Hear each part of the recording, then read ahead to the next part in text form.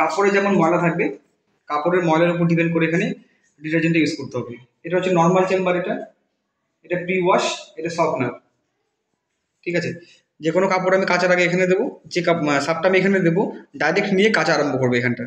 যেটা আমি এই চেম্বারে দেবো, প্রি ওয়াশে দেবো, সেটা কী হবে, হয়তো এখানে আমি 1 চামচ দিয়েছি, এখানে 1/2 চামচ দিয়েছি, 1/2 চামচটা আগে নিবে, নিয়ে প্রি ওয়াশ করবে, প্রি ওয়াশ করে জলটাকে ফেলে দেবে, দিয়ে তারপর মেন ওয়াশ থেকে সার্ফ নিয়ে কাপড় কাচা আরম্ভ হবে। আর যদি নীল বা ভ্যানিশ বা কোনো কিছু লিকুইড যেগুলো সফটনার হয় সেগুলো এখানে দিতে হবে, দিয়ে বন্ধ করতে হবে। এটা হচ্ছে পাওয়ার বাটন, অন অফ। একবার প্রেস করলে অন, আরেকবার প্রেস করলে অফ। একবার প্রেস করলাম, মেশিনটা অন হয়ে গেল। এখানে কাপড়ের সব ভ্যারাইটিগুলো ভাগ করা আছে, এখানে কী ধরনের কাপড় আছে আমার ভাগ করা আছে। আমি যেমন মিক্স কাপড় দিয়েছি এখানে। তো কটন কাপড় কী হবে, সব ডেলি যেগুলো মিক্স কাপড় বা কটনের ছোটো ছোটো জামা প্যান্ট শার্ট সবগুলো কটনে দিতে হবে। কটন প্লাসে কী হবে, বেডশিট শাড়ি বা যেগুলো বেশি ময়লা আছে সেগুলো কটন প্লাসে। টার্বো ওয়াশ 39, এখানে 39 মিনিটের মধ্যে কাঁচা ধোয়া শুকানো সব কমপ্লিট হয়ে যাবে, খুব স্পিডে কাজ করবে। মিক্স ফেব্রিক হচ্ছে ডেলি যে মিক্স কাপড়গুলো আছে, হয়তো সিল্কও আছে, মশারিও আছে, উলেন আছে, কটন আছে, মিক্স ফেব্রিকে। ইজি কেয়ারে খুব দামি কাপড় যেগুলো হালকা চিপবে, আস্তে আস্তে কাচবে মেশিন, সেগুলো। অ্যালার্জি কেয়ার হচ্ছে বাড়িতে যদি কোনো পোষা কুকুর বা বিড়াল থাকে যার লোমগুলো গায়ে ভরে, সেই কাপড়গুলো এখানে কাচতে হবে। স্টিম রিফ্রেশ হচ্ছে এখানে মেশিন স্টিমে কাচবে, ভেপারে। লন্ড্রি যেমন করি আমরা, স্টিম রিফ্রেশ সেম জিনিস। ডাউনলোড সাইকেল হচ্ছে রিন্স অ্যান্ড স্পিন করার জন্য, শুধু রিন্স অ্যান্ড স্পিন হবে এখানে, যেমন নীল দেওয়াটা সেটা হবে। আবার ওয়াইফাই কানেক্ট করে আমি ডাউনলোড সাইকেলে অনেকগুলো প্রোগ্রাম এখানে ডাউনলোড করে রাখতে পারি।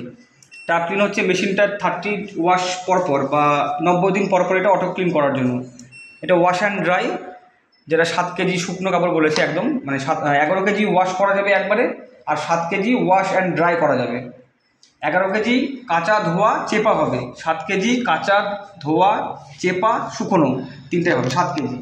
7 কেজি কাপড় দিলে ওয়াশ অ্যান্ড ড্রাই দুটোই হবে এখানে। এটা হচ্ছে ড্রাই অনলি, শুধু স্পিন হবে। স্পিন হবে আবার শুকিয়েও দেবে কাপড়, শুধু ড্রাই, মানে বাইরে থেকে কাপড় কাঁচা আছে শুধু শুকিয়ে নেবেন এখানটা। স্পিড 40 হচ্ছে ডেলি কাপড়, অফিসের যে কাপড়গুলো থাকে ডেলি কাচতে হয় ঘামের গন্ধের জন্য, সেই কাপড়গুলো হালকা ময়লা হতে হবে, হাফ কাপড় হালকা, মানে হালকা ওয়াশের জন্য।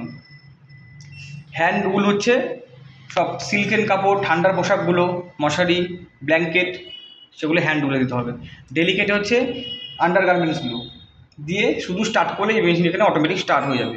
মানে প্রত্যেকটা প্রোগ্রামের সঙ্গে কোম্পানির যে বেস্ট মেমোরি আছে ওটা কিন্তু সেট করে রেখেছে, যেটা বেস্ট হবে আর কি এই প্রোগ্রামের সঙ্গে দেওয়াই আছে।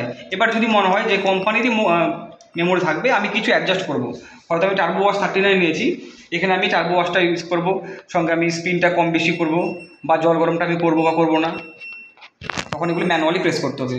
করার পরে শুধু স্টার্ট করলে মেশিন স্টার্ট হয়ে যাবে। এবার কাপড়ে কতক্ষণ কাপড় দিয়েছি তার উপর আইডিয়া করে মেশিন জল নেবে, নিয়ে মেশিন স্টার্ট হয়ে যাবে। 39 মিনিট টাইম দিয়ে গেছে, এর সঙ্গে অ্যাড হবে জল ঢোকা জল বেরোনো। যখন এটা আস্তে আস্তে কমতে থাকবে, জিরোতে এসে মেশিন একটা মিউজিক দিয়ে বন্ধ হয়ে যাবে। এটা ফুললি অটোমেটিক মেশিন, হয়তো আমি শুধু অন করলাম, অন করার পরে একটা প্রোগ্রাম দিলাম, দিয়ে শুধু স্টার্ট করে দিলাম, অটোমেটিক সব হয়ে যাবে। যদি মনে হয় ম্যানুয়ালি করবেন তখন আলাদা করে প্রোগ্রাম দিয়ে সব এগুলো অ্যাডিশনালগুলো অ্যাড করে নিয়ে, কম বেশি করে নিয়ে, অ্যাডজাস্ট করে নিয়ে তারপরে স্টার্ট করতে হবে। ঠিক আছে।